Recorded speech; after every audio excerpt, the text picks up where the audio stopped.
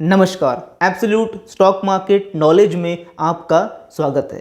तो आज हम बिजनेस वर्ल्ड में बहुत ज़्यादा इस्तेमाल होने वाले दो कॉन्सेप्ट के बारे में समझने वाले हैं, टॉप लाइन और बॉटम लाइन।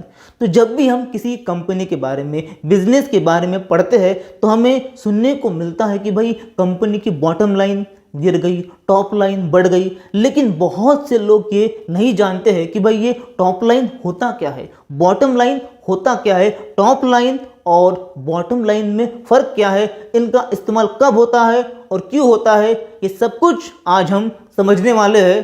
तो चलिए कुछ नया सीखते हैं।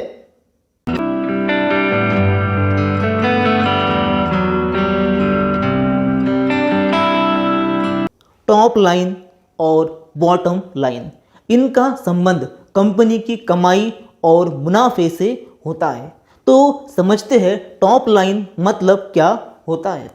तो कोई भी कंपनी अपना धंधा करके, अपना माल बेच के जो पैसे कमाती है उसको ही कहते हैं टॉप लाइन, मतलब कंपनी का रेवेन्यू। कंपनी का माल बेचकर जो पैसा होता है उसको कंपनी की टॉप लाइन कहा जाता है।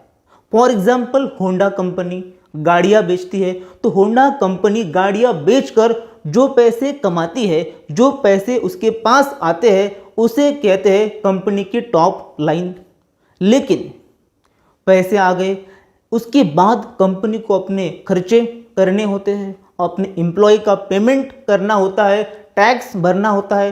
तो ये सब कुछ करने के बाद जो पैसा कंपनी के पास बचता है उसे हम कहते हैं नेट प्रॉफिट, मुनाफा, और उसको ही बॉटम लाइन कहा जाता है। तो आगे से कोई कहे आपको कि भाई कंपनी की टॉप लाइन बढ़ गई तो कंपनी की कमाई बढ़ गई, लेकिन कोई कहे कि भाई कंपनी की बॉटम लाइन बढ़ गई तो कंपनी का मुनाफा बढ़ गया।